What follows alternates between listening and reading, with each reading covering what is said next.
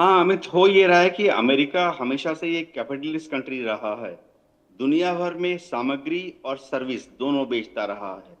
आज से 40 साल पहले उन्होंने खाड़ी देश में जितने किंग हैं, प्रिंस हैं, सुल्तान हैं, अमीर हैं, शाह हैं, शेख हैं, इनको डरा दिया। कैसे डरा दिया? ये बोलकर कि देखो, तुम्हारे यहाँ अगर जनता नाराज हो जाएगी तो सत्ता परिवर्तन के लिए तुम्हारे पैलेस में घुस जाएंगे। दूसरी बात, अमेरिका ने इन देशों को यह बोल के डरा दिया 1979 के बाद से कि ईरान तुम्हारे यहाँ पर दादागिरी करेगा और एक दिन ईरान तुम पर हमला करेगा, तुम्हें कौन बचाएगा। तो खाड़ीज के जो देश हैं उन्होंने डर के मारे दो चीजें की। एक तो अमेरिका के दबाव में आके अमेरिका को अपने अपने देश में आर्मी, नेवी, एयरफोर्स का बेस बनाने के लिए फ्री में जगह दे दी, और अपने देश की जो जमीन थी, एयर स्पेस थी और पानी समुंदर था, उसका इस्तेमाल अमेरिकन फौज को करने की छूट दे दी। दूसरी बात, इन सब देशों ने अपने अपने पेट्रो डॉलर की जो कमाई थी कच्चा तेल और गैस बेचने के बाद, उससे अमेरिका से इन्होंने अरबों खरबों के डॉलर्स के, यानी billions of dollars, trillions of dollars के हथियार मंगाए, अपने यहाँ रख लिए।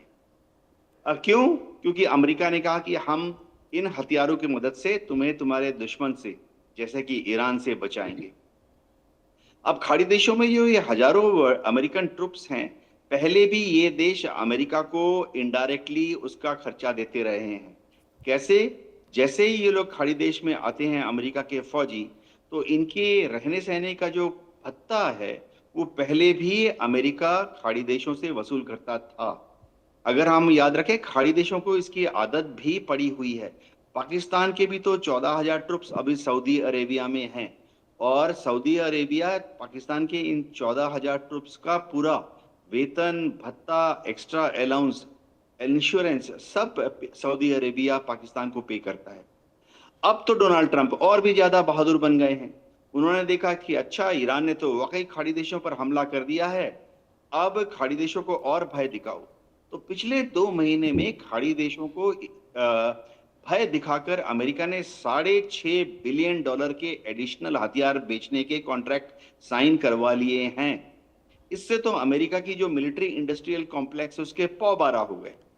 एक दिक्कत क्या आती है खाड़ी देशों के पास कि इनके पास पॉपुलेशन नहीं है, यंग पीपुल नहीं है, कोई फौज नहीं ज्वाइन करना चाहता। ये एक सीक्रेट है।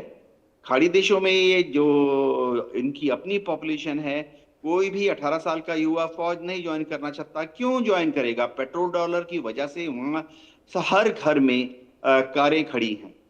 तो अमेरिका जब अपने ट्रुप्स वहां भेजता है, क्यों भेजता है? क्योंकि उसे वहां पे उसने बेच तो दिया F-16 या F-35 इन देशों को, या patriot air defence system in देशों को। उसको मैन कौन करेगा? उसको चलाएगा कौन? ऑपरेट कौन करेगा? तो अमेरिका अपने ट्रुप्स भेज देता है और पूरी तरह से उनका वेतन, भत्ता, इंश्योरेंस, और तो और उनके डेली जो लंच, डिनर, ब्रेकफास्ट का खर्चा अमेरिका वसूल करता है। बहुत ही चतुर और शातिर दिमाग है अमेरिका और डोनाल्ड ट्रंप जी।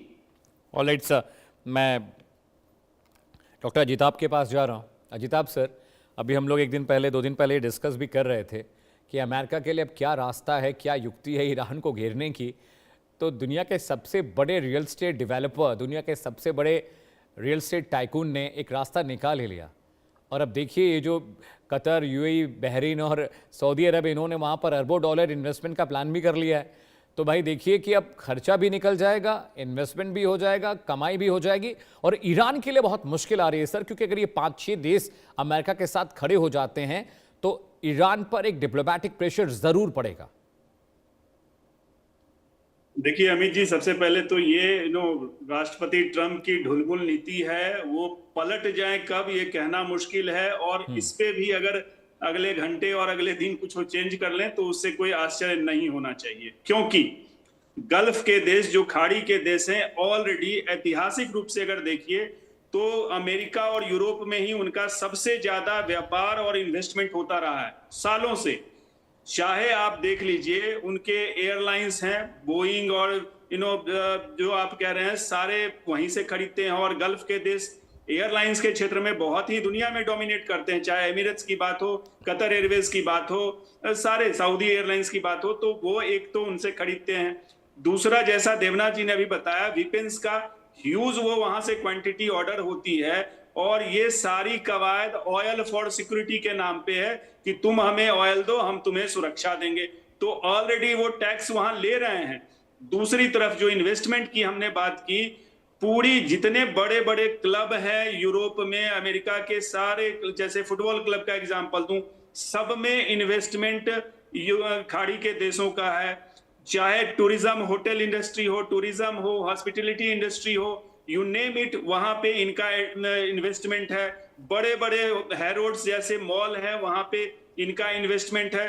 तो ऑलरेडी खाड़ी के देश इतना ज्यादा इन्वेस्टमेंट कर रहे हैं, एक तो वो, और दूसरा जो व्यापार, जितने भी बड़े बड़े हाईटेक के कंपनी हैं, चाहे वो अमेजन की बात कीजिए, एआई के कंपनी है, सारे में $500 बिलियन का भी जो इनका पैक्ट हुआ है, एक स्टार एआई प्रोजेक्ट का हुआ है, उसमें इन्वेस्टमेंट की बातें हैं। इसके अलावा स्पेस एक्स में ह्यूज इन्वेस्टमेंट है, सोशल मीडिया के कई सारे हैं जिसमें इन्वेस्टमेंट है।